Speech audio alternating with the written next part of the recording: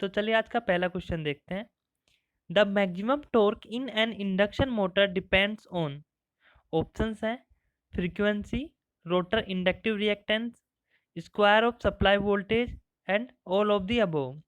दोस्तों यहाँ पे हमसे कहा जा रहा है कि जो मैक्सिमम टॉर्क होता है आपका इंडक्शन मोटर में वो किन किन फैक्टर्स पे डिपेंड करता है। तो दोस्तों मैक्सिमम टॉर्क का एक फॉर्मूला आपने रीड किया होगा, वो ये है। जो मैक्सिमम टॉर्क है आपका स्क्वायर ऑफ वोल्टेज पे डिपेंडेंट है, रिएक्टेंस पे डिपेंडेंट है, और रिएक्टेंस भी दोस्तों आपका क्या होता है, प्रोपोर्शनल होता है फ्रीक्वेंसी के। तो यानी कि हम कह सकते हैं कि जो मैक्सिमम टॉर्क है आपका वो फ्रीक्वेंसी, रोटर का इंडक्टिव रिएक्टेंस, सप्लाई वोल्टेज, सब पे डिपेंड कर रहा है। तो ऑप्शन डी हमारा यहाँ पे करेक्ट हो जाएगा, ऑल ऑफ द अबव। दोस्तों जो ये मैक्सिमम टॉर्क का फॉर्मूला है आप इसको अच्छे से याद रखिए। मैक्सिमम टॉर्क से रिलेटेड जो भी क्वेश्चन आएंगे उनको सोल्व कर पाएंगे अगर आपको ये याद होगा तो। नेक्स्ट क्वेश्चन देखते हैं। In three phase squirrel cage induction motors, दोस्तों यहाँ पे स्क्वायरल केज इंडक्शन मोटर की बात की जा रही है। तो उसमें जो आपके रोटर कंडक्टर्स जो होते हैं उनका क्या होता है, उस पे हमारा क्वेश्चन है। तो ऑप्शन आप ढंग से रीड करिएगा। ऑप्शन ए है rotor conductor ends are short circuited through slip rings. Option B में दे रखा है rotor conductors are short circuited through end rings. Option C में है rotor conductors are kept open. Option D है rotor conductors are connected to insulation. तो rotor conductors जो आपके होते हैं वो किस तरीके से कनेक्टेड होते हैं, क्या होता है उनका, ये हमसे पूछा है। तो दोस्तों जो स्क्वायरल केज इंडक्शन मोटर होता है उसमें जो हमारे रोटर बार्स होते हैं ये हमारे रोटर बार्स होते हैं। आप इस दूसरी इमेज में देखिए, ये रोटर बार्स आपको इस तरीके से शो हो रखा है। इनको हम क्या करते हैं, जो एंड रिंग्स होता है उसके थ्रू शॉर्ट सर्किट कर देते हैं, सबको एक साथ कनेक्टेड करके शॉर्ट सर्किटेड हो जाता है इस तरीके से। तो इसको एंड रिंग को हम कभी कभी इसलिए शॉर्टिंग रिंग भी कहते हैं। दोस्तों क्वेश्चन में शॉर्टिंग रिंग भी लिखा हो सकता है एंड रिंग की जगह। तो ऑप्शन बी जो आपका यहाँ पे है वो करेक्ट हो जाएगा। Rotor conductors are short circuited through end rings. End ring से शॉर्ट सर्किटेड होते हैं दोस्तों, कंफ्यूज नहीं होना है आपको स्लिप रिंग और एंड रिंग के बीच में। ऑप्शन बी जो है हमारा यहाँ पे करेक्ट हो जाएगा। नेक्स्ट क्वेश्चन देखते हैं। In a three phase induction motor the number of poles in the rotor winding is always. दोस्तों यहाँ पे हमसे बोला जा रहा है कि जो नंबर ऑफ पोल्स होते हैं रोटर वाइंडिंग में, यानी कि जो रोटर के हमारे पोल्स हैं वो किसके इक्वल होते हैं, zero, more than the number of poles in stator, less than the number of poles in stator, equal to the number of poles in stator. तो दोस्तों जो हमारे रोटर पोल्स होते हैं वो हमेशा स्टेटर पोल्स के इक्वल होते हैं। N R equals to N S, यानी कि जो पोल्स रोटर के हैं वही स्टेटर के होंगे, इक्वल होंगे हमेशा आपके स्टेटर और रोटर के पोल्स। तो ऑप्शन डी आपका यहाँ पे करेक्ट होगा। नेक्स्ट क्वेश्चन देखते हैं। DOL starting of induction motors is usually restricted to. दोस्तों यहाँ पे एक DOL है, इसका मतलब है डायरेक्ट ऑनलाइन स्टार्टिंग। तो ये कहाँ तक रेस्ट्रिक्टेड होती है। तो दोस्तों DOL जो स्टार्टिंग मेथड है इसको हम ओनली लो हॉर्स पावर मोटर्स के लिए यूज में लेते हैं। तो ऑप्शन ए हमारा जो है यहाँ पे वो करेक्ट है। नेक्स्ट क्वेश्चन देखते हैं। The speed of a squirrel cage induction motor can be controlled by all of the following except. दोस्तों जो स्क्वायरल केज इंडक्शन मोटर होता है उसमें हमारा जो रोटर रेजिस्टेंस होता है वो क्या होता है, फिक्स्ड होता है, उसको हम चेंज नहीं कर सकते हैं, फिक्स वैल्यू होती है उसकी। यानी कि कंस्ट्रक्शन करते वक्त टाइम जो रोटर रेजिस्टेंस की वैल्यू होगी वो फिक्स रहेगी। और जो हमारी एक दूसरी मोटर होती है स्लिप रिंग इंडक्शन मोटर, तो स्लिप रिंग इंडक्शन मोटर में हम रोटर रेजिस्टेंस को वेरी कर सकते हैं। तो अब हमसे यहाँ पे क्वेश्चन में पूछा है कि यहाँ पे कुछ मेथड दिए हुए हैं आपको, उनमें से आपको बताना है कि कौन सा ऐसा मेथड है जिससे हम स्क्वायरल केज इंडक्शन मोटर की स्पीड को कंट्रोल नहीं कर सकते हैं। तो दोस्तों ऑप्शन सी जो आपका है चेंजिंग वाइंडिंग रेजिस्टेंस। तो वाइंडिंग रेजिस्टेंस को चेंज करके हम स्क्वायरल केज में वो स्पीड को कंट्रोल नहीं कर सकते हैं क्योंकि इसमें रेजिस्टेंस क्या होता है, फिक्स। तो ऑप्शन सी यहाँ पे हमारा करेक्ट हो जाएगा। बाकी सप्लाई फ्रीक्वेंसी को चेंज कर सकते हैं, हम पोल्स को चेंज कर सकते हैं, सप्लाई वोल्टेज को रिड्यूस करके कि भी हम क्या कर सकते हैं, स्क्वायरल केज इंडक्शन मोटर में स्पीड को कंट्रोल कर सकते हैं। नेक्स्ट क्वेश्चन देखते हैं। The crawling in an induction motor is caused by. दोस्तों ये क्वेश्चन हम पिछले वीडियो में भी कर चुके हैं। यहाँ पे क्रॉलिंग का मतलब है कि मोटर का रिड्यूस्ड स्पीड जो है आपकी उस पे रन करना, रिड्यूस्ड स्पीड पे। तो दोस्तों जो हार्मोनिक्स होते हैं इंडक्शन मोटर में, जो हार्मोनिक्स के कारण क्या होता है, जो मोटर होती है आपकी रिड्यूस्ड स्पीड पे रन करती है। जो रिड्यूस्ड स्पीड होती है उस पर NS/7 या NS/5 पे रन करती है। ये सब हम पिछले वीडियो में भी देख चुके हैं। जो NS/7 है दोस्तों, ये हमारा पॉजिटिव फेज सीक्वेंस का होता है, और NS/5 है हमारा, ये क्या होता है, नेगेटिव फेज सीक्वेंस का। तो क्रॉलिंग किसके कारण होती है दोस्तों, हार्मोनिक्स के कारण होती है। तो ऑप्शन डी जो है आपका यहाँ पे वो करेक्ट होगा। नेक्स्ट क्वेश्चन देखते हैं। The power factor of an induction motor under no load conditions will be closer to. दोस्तों यहाँ पे बोल रहे हैं कि जो पावर फैक्टर होता है नो लोड कंडीशंस पे इंडक्शन मोटर का, वो किसके आसपास होता है। तो दोस्तों पावर फैक्टर आपका होता है 0.2 लैगिंग। नो लोड पे अगर आपको पूछ रहा है तो बताना 0.2 लैगिंग हमारा पावर फैक्टर होता है इंडक्शन मोटर में। नेक्स्ट क्वेश्चन देखते हैं। If an induction motor with certain ratio of rotor to stator slots runs at 1/7 of the normal speed, the phenomena will be termed as। दोस्तों यहाँ पे बोल रहा है कि जो आपकी स्पीड है, सिंक्रोनस स्पीड NS थी, वो क्या हो गई है, NS/7 हो गई है। तो इस टाइम पे जो ये फिनोमिना हो रहा है, इसको हम क्या कहते हैं, अभी पहले भी इसका क्वेश्चन किया था, तो इसको क्या कहते हैं हम दोस्तों, क्रॉलिंग।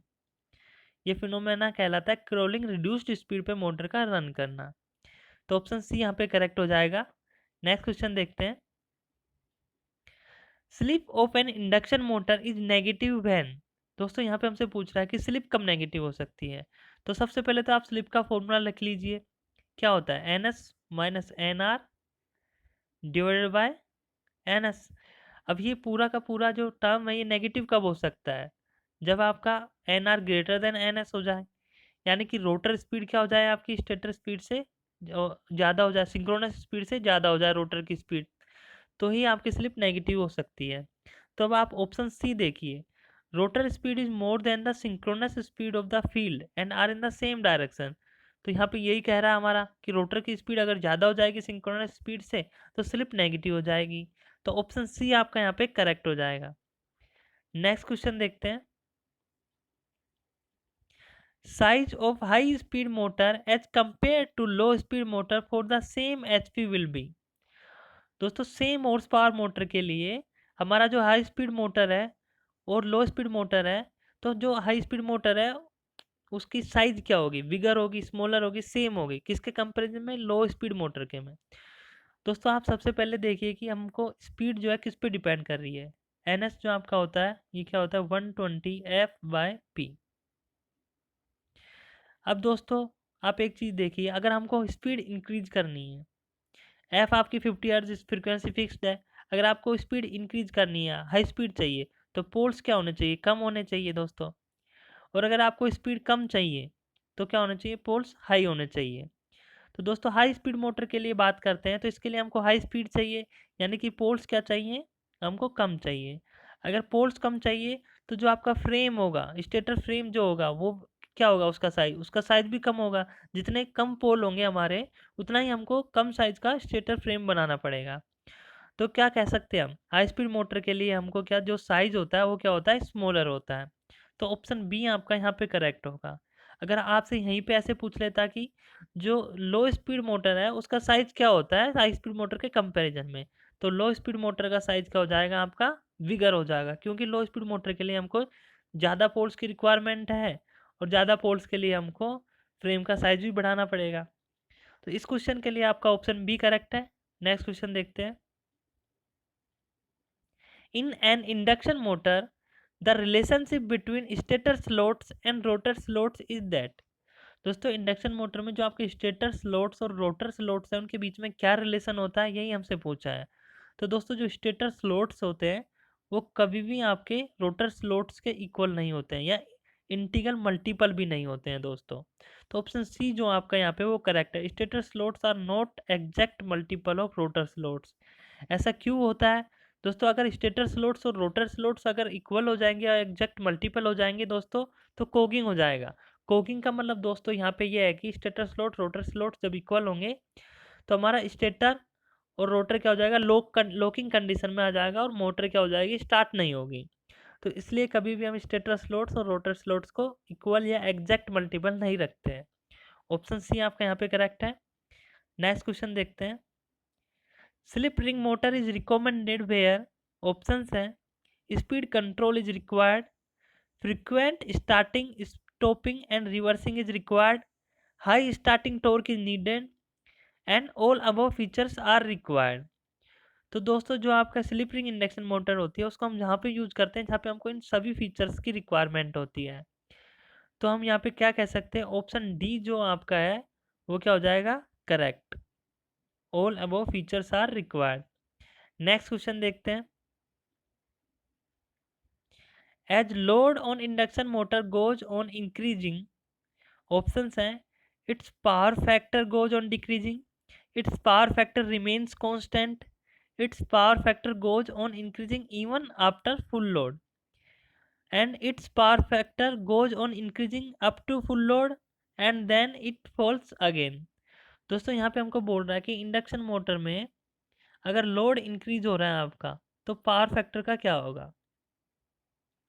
तो दोस्तों जैसे जैसे हमारा इंडक्शन मोटर में लोड इंक्रीज होता है तो हमको एक्टिव पावर की रिक्वायरमेंट भी बढ़ती है, और जो आपका पावर फैक्टर होता है कोस फाई, वो आपने पढ़ा होगा P by S, active power bye apparent power.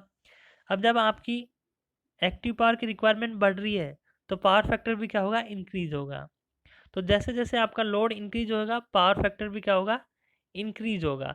लेकिन एक पॉइंट तक, फुल लोड तक क्या होगा, वो आपका इंक्रीज होगा, उसके बाद फिर से डिक्रीज होना स्टार्ट हो जाएगा। तो ऑप्शन डी जो है आपका यहाँ पे करेक्ट है। It's power factor goes on increasing up to full load and then it falls again. Next question देखते हैं। If a three-phase supply is given to the stator and rotor is short-circuited, rotor will move, options हैं in the opposite direction as the direction of rotating field, in the same direction as the direction of the field, in any direction depending upon phase sequence of supply and none। दोस्तों यहाँ पे हमको क्या बोल रहा है, three phase supply दी हमने कहाँ पे, स्टेटर पे, और रोटर क्या हमारा शॉर्ट सर्किटेड है, तो रोटर किस डायरेक्शन में मूव करेगा या क्या होगा रोटर का। दोस्तों अब देखिए, जैसे ही हम स्टेटर पे थ्री फेज सप्लाई देंगे तो एक रोटेटिंग मैग्नेटिक फील्ड हमारा रोटेट करेगा सिंक्रोनस स्पीड से एयर गैप में। तो जब रोटेटिंग मैग्नेटिक फील्ड है तो वो क्या करेगा, कट करेगा हमारे रोटर कंडक्टर्स को। जब रोटर कंडक्टर्स को कट करेगा तो एक ईएमएफ इंड्यूस होएगा रोटर में, किसके अकॉर्डिंग, फैराडे लॉ के अकॉर्डिंग। क्या होएगा, जब भी कभी भी मैग्नेटिक फील्ड कट करेगा आपके रोटर कंडक्टर्स को तो एक ईएमएफ इंड्यूस होएगा रोटर में, और रोटर हमारा क्या है, शॉर्ट सर्किटेड। अगर जो ईएमएफ इंड्यूस हो रहा है तो उसके कारण क्या होगा कि करंट फ्लो होगा, क्योंकि रोटर तो शॉर्ट सर्किटेड है तो सर्किट कंप्लीट हो जाएगा और एक I2 करंट फ्लो होगा रोटर में। अब दोस्तों जब रोटर में करंट फ्लो हो रहा है तो ये भी हमने पढ़ा है कि जब कभी भी करंट कैरिंग कंडक्टर को मैग्नेटिक फील्ड में रखते हैं तो एक टॉर्क प्रोड्यूस्ड होता है। उस टॉर्क के कारण क्या होगा, आपका रोटर मूव करेगा। और रोटर किस डायरेक्शन में मूव करेगा, रोटर उसी डायरेक्शन में मूव करेगा जिस डायरेक्शन में आपका रोटेटिंग मैग्नेटिक फील्ड है। उसी डायरेक्शन में क्यों रोटेट करेगा, क्योंकि रोटर क्या चाहेगा कि वो सिंक्रोनस स्पीड को अचीव कर ले। तो ये आपने लेंज लो के अकॉर्डिंग ये ऐसा होता है कि वो कोच को डिस्ट्रॉय करने की कोशिश करता है। वो चाहता है कि मैं सिंक्रोनस स्पीड पे पहुंच जाऊं लेकिन कभी पहुंच नहीं पाता है, तो सेम डायरेक्शन में रोटेट करेगा। तो ऑप्शन बी आपका यहाँ पे करेक्ट हो जाएगा। Rotor will move in the same direction at the direction of the field. तो नेक्स्ट क्वेश्चन देखते हैं। It is advisable to avoid the starting of induction motor and use starter because, दोस्तों हमको हमेशा ये एडवाइस किया जाता है कि जो इंडक्शन मोटर है उसको कभी भी डायरेक्ट लाइन से स्टार्ट नहीं किया जाए और बल्कि स्टार्टर का यूज करना चाहिए। ऐसा क्यों कहा जाता है, ऐसा इसलिए कहा जाता है दोस्तों क्योंकि जो हमारी इंडक्शन मोटर होती है at the time of starting क्या करती है, बहुत सारा ह्यूज अमाउंट में करंट ड्रॉ करती है, लगभग 5 to 7 time full load current का ड्रॉ करती है। तो उसके कारण क्या हो सकता है दोस्तों, वाइंडिंग बर्न हो सकती है और मोटर डिस्ट्रॉय हो सकती है।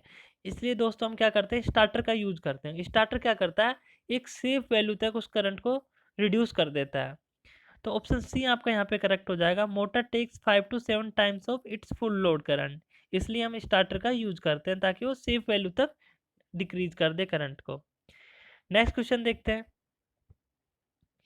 The speed characteristics of An induction motor closely resemble the speed load characteristics of which of the following machines? दोस्तों जो स्पीड लोड कैरेक्टरिस्टिक्स होते हैं इंडक्शन मोटर के, वो बिल्कुल सेम आपके जो शंट मोटर होती है, डीसी शंट मोटर, उसी के जैसे होते हैं। इसमें क्या होता है, जो आपकी जो स्पीड होती है, जैसे डीसी शंट मोटर में आपकी स्पीड लगभग कांस्टेंट रहती है, बहुत कम स्पीड आपकी लोड के साथ में रिड्यूस होती है। जैसे कांस्टेंट स्पीड है तो लोड अगर इंक्रीज भी होता है तो स्पीड में रिडक्शन बहुत मामूली सा होता है। इसी तरीके से इंडक्शन मोटर में होता है। तो आपके ये कैरेक्टरिस्टिक्स रिजम्बल्स करते हैं एक दूसरे से, तो ऑप्शन बी आपका यहाँ पे करेक्ट है। नेक्स्ट क्वेश्चन देखते हैं। Which type of bearing is provided in small induction motors to support the rotor shaft? दोस्तों रोटर शाफ्ट को सपोर्ट करने के लिए हम किस तरीके की जो बियरिंग्स होती हैं उनका यूज करते हैं? तो दोस्तों जो बियरिंग हम यूज करते हैं वो होती हैं आपकी बॉल बियरिंग्स। कुछ इस तरीके की आपकी बॉल बियरिंग्स होते हैं, ये आप इमेज में देख लीजिए। नेक्स्ट क्वेश्चन देखते हैं। A 3-phase slip ring motor has, options हैं double cage rotor, wound rotor, short circuited rotor and any of the above. दोस्तों जो स्लिप रिंग इंडक्शन मोटर है इसका दूसरा नाम है wound rotor motor. Wound rotor induction motor भी इसको हम कहते हैं। शॉर्ट फॉर्म में हम लिखते हैं wound rotor induction motor, WRIM, और स्लिप रिंग के लिए लिखते हैं SRIM। तो दोस्तों इसमें जो रोटर होता है आपका वो वाउंड रोटर होता है, किस कुछ इस तरीके का आपका रोटर होता है। इसमें जो आपकी स्लिप लिंक्स होती हैं वो क्या होती हैं, रोटर रेजिस्टेंस से कनेक्टेड होती है। एक्सटर्नल रेजिस्टेंस लगा होता है इसमें, तो उस एक्सटर्नल रेजिस्टेंस को वेरी करके हम क्या कर सकते हैं, इसकी स्पीड को कंट्रोल कर सकते हैं। और स्पीड को कंट्रोल करने के साथ साथ क्या कर सकते हैं, हम टॉर्क को भी इंक्रीज कर सकते हैं, क्योंकि जो टॉर्क होता है आपका डायरेक्टली प्रोपोर्शनल होता है आपके रोटर रेजिस्टेंस का। अगर ये इंक्रीज होगा तो टॉर्क भी आपका इंक्रीज होगा। नेक्स्ट क्वेश्चन देखते हैं। If an induction machine is run at above the synchronous speed it acts as. दोस्तों क्वेश्चन में दिया हुआ है कि जो इंडक्शन मशीन है वो सिंक्रोनस स्पीड से अबव पे रन कर रही है, यानी कि कहना चाह रहा है कि जो आपकी रोटर की स्पीड है सिंक्रोनस स्पीड से ज़्यादा हो गई है। तो इस कंडीशंस में जो इंडक्शन मशीन है वो किसके तरह एक्ट करेगी, synchronous motor, synchronous generator, induction generator and none of the above. तो दोस्तों इस कंडीशन में जो हमारी इंडक्शन मशीन है वो इंडक्शन जनरेटर की तरह एक्ट करेगी। इंडक्शन जनरेटर में क्या होता है दोस्तों, इंडक्शन जनरेटर एक्टिव पावर जो आपकी होती है, एक्टिव पावर, उसको तो दोस्तों सप्लाई मेंस को सप्लाई करेगा, और जो आपकी रिएक्टिव पावर है क्यू, उसको क्या करेगा, आपका सप्लाई से ड्रॉ करेगा। तो ये इंडक्शन जनरेटर करता है। कभी कभी क्वेश्चन पूछ लेते हैं कि इंडक्शन जनरेटर में एक्टिव पावर और रिएक्टिव पावर का क्या रोल है। तो दोस्तों इंडक्शन जनरेटर हमेशा जो सप्लाई मेंस होते हैं उससे क्या करता है, रिएक्टिव पावर को ड्रॉ करता है और एक्टिव पावर सप्लाई करता है मेंस को। तो ऑप्शन सी आपका यहाँ पे करेक्ट होगा। और इस केस में दोस्तों स्लिप भी क्या होगी आपकी, नेगेटिव होगी, क्योंकि रोटर की स्पीड आपकी ज़्यादा हो गई है सिंक्रोनस स्पीड से। नेक्स्ट क्वेश्चन देखते हैं। In a 3-phase induction motor iron losses in stator will be negligible as compare to that in rotor. दोस्तों यहाँ को हमको बताना आयरन लॉसेस स्टेटर के कंपेयर करने रोटर से, तो हमको बताना है कि कौन सा ऑप्शन करेक्ट है। तो पहला ऑप्शन था iron losses in stator will be negligible as compare to that of rotor. दोस्तों स्टेटर के जो आयरन लॉसेस होते हैं वो नेग्लिजिबल नहीं होते हैं, तो ऑप्शन ए तो गलत हो गया। बी देखते हैं, iron losses in motor will be negligible as compare to that of rotor, ये भी हम नहीं कह सकते। Iron losses in stator will be less than that in rotor, stator में तो ज़्यादा होते हैं दोस्तों, ये भी गलत हो गया। ऑप्शन डी है iron losses in stator will be more than that in rotor, तो ये आपका ऑप्शन डी यहाँ पे करेक्ट हो जाएगा। जो आयरन लॉसेस होते हैं वो स्टेटर में ज़्यादा होते हैं। नेक्स्ट क्वेश्चन देखते हैं। In case of 3-phase induction Motors plugging means. दोस्तों जो यहाँ पे प्लगिंग वर्ड दिया हुआ है, प्लगिंग का मतलब होता है एक स्पीड, आपके ब्रेकिंग का एक मेथड है, मोटर को स्टॉप करने का एक मेथड है, उसको रेस्ट कंडीशन में लाने का। तो प्लगिंग मेथड में दोस्तों हम क्या करते हैं, कोई भी दो सप्लाई टर्मिनल्स को इंटरचेंज कर देते हैं, दो फेजेस को इंटरचेंज कर देते हैं, ताकि क्या हो जाए, मोटर क्विकली स्टॉप हो जाए। तो ऑप्शन डी जो है आपका यहाँ पे करेक्ट है। Plugging means interchanging two supply phases for quick stopping. Next question देखते हैं, which of the following data is required to draw the circle diagram for an induction motor. दोस्तों यहाँ पे वर्ड है सर्किल डायग्राम। दोस्तों circle diagram induction motor का draw किया जाता है क्योंकि ताकि हम उसकी परफॉर्मेंस को एनालिसिस कर सकें, एनालाइज कर सकें परफॉर्मेंस को, मैक्सिमम आउटपुट क्या आ रहा है, इनपुट हमको कितना देना पड़ रहा है, मैक्सिमम टॉर्क क्या है, ये सब हम कैलकुलेट कर सकते हैं सर्किल डायग्राम की मदद से। सर्किल डायग्राम कुछ इस तरीके का होता है दोस्तों इंडक्शन मोटर का, ये आपने देखा हो तो दोस्तों इसमें जो है कौन कौन से टेस्ट की हमको रिक्वायरमेंट पड़ती है ये हमसे पूछा है, किस किस डेटा को हमको चाहिए। तो ऑप्शन डी आप देखिए, block rotor test, no load test और स्टेटर रेजिस्टेंस टेस्ट। तो ये तीनों हमको चाहिए, इनका डेटा जो भी है। ब्लॉक रोटर टेस्ट से दोस्तों हमको मिलते हैं हमारे रोटर कॉपर लॉसेस, और नो लोड टेस्ट से हमको मिलते हैं आयरन लॉसेस या फिर कांस्टेंट लॉसेस, और स्टेटर रेजिस्टेंस से हमको रेजिस्टेंस की वैल्यू मिल जाएगी। तो दोस्तों हमको ये तीनों के तीनों टेस्ट चाहिए सर्किल डायग्राम को ड्रॉ करने के लिए, तो ऑप्शन डी आपका यहाँ पे करेक्ट है। नेक्स्ट क्वेश्चन देखते हैं, इन 3-phase induction motors sometimes copper bars are placed deep in the rotor too। दोस्तों यहाँ पे डीप रोटर बार कंस्ट्रक्शन जो होता है स्क्वायरल केज इंडक्शन मोटर का, डीप रोटर बार, तो इसके बारे में पूछा गया है। तो डीप रोटर बार हम क्यों यूज करते हैं दोस्तों, ये हम इसलिए यूज करते हैं ताकि जो स्टार्टिंग टॉर्क है वो इम्प्रूव हो सके। ऑप्शन डी आपका यहाँ पे करेक्ट होगा। ये कुछ इस तरीके का कंस्ट्रक्शन होता है दोस्तों डीप रोटर बार। दोस्तों इसमें होता क्या है, जो आपका at the time of starting में क्या होता है दोस्तों, जो सप्लाई फ्रीक्वेंसी होती है आपकी, जो सप्लाई फ्रीक्वेंसी होती है वो आपकी क्या होती है 50 हर्ट्ज। तो रोटर की जो फ्रीक्वेंसी होती है F2, वो भी क्या होती है आपकी सप्लाई फ्रीक्वेंसी के बराबर रहती है 50 हर्ट्ज पे। और उसका जो रिएक्टेंस होता है दोस्तों, यहाँ पे क्या होता है रिएक्टेंस इसका एक्स, वो क्या हो जाएगा, अगर सप्लाई फ्रीक्वेंसी, अगर आपकी सप्लाई फ्रीक्वेंसी के इक्वल है रोटर फ्रीक्वेंसी, तो रिएक्टेंस भी क्या होगा दोस्तों यहाँ पे हाई होगा दोस्तों आपका। तो इसके कारण क्या होगा, यहाँ पे इस एरिया में करंट आपका लो होगा और इस एरिया में क्या होगा करंट आपका हाई होगा। ये आप ग्राफ देखिए, at the time of starting पे यहाँ पे करंट क्या होता है हाई होता है। तो अनइक्वल डिस्ट्रीब्यूशन हो रहा है करंट का, इसके कारण क्या हो जाएगा, स्किन इफेक्ट के कारण आपका इफेक्टिव रेजिस्टेंस जो होता है दोस्तों वो इंक्रीज हो जाएगा। तो इफेक्टिव रेजिस्टेंस जब इंक्रीज हो जाएगा तो टॉर्क भी क्या हो जाएगा आपका इंक्रीज, क्योंकि टॉर्क डायरेक्टली प्रोपोर्शनल होता है रेजिस्टेंस के। अगर रेजिस्टेंस इंक्रीज हो रहा है तो टॉर्क इंक्रीज हो रहा है। तो इस तरीके से आपका क्या हो जाता है स्टार्टिंग टॉर्क इम्प्रूव हो जाता है। नेक्स्ट क्वेश्चन देखते हैं दोस्तों, इस क्वेश्चन का आंसर आपको कमेंट बॉक्स में देना है। क्वेश्चन है, the shape of the torque slip curve of induction motor is. तो दोस्तों जो टॉर्क या स्लिप कर्व जो आपका होता है इंडक्शन मोटर का, टॉर्क और स्लिप के बीच का जो कर्व होता है आपका, वो किस तरीके का होता है, parabola, hyper parabola, rectangular parabola and straight line. जो भी आपको करेक्ट ऑप्शन लगे वो आप कमेंट बॉक्स में कमेंट कीजिए। दोस्तों आज के लिए इतना ही, नेक्स्ट वीडियो में देखते हैं बाकी के क्वेश्चन। एंड दोस्तों अगर आपको वीडियो अच्छा लगा हो तो प्लीज़ सब्सक्राइब जरूर करें चैनल को, एंड लाइक ज़रूर करें। थैंक यू दोस्तों।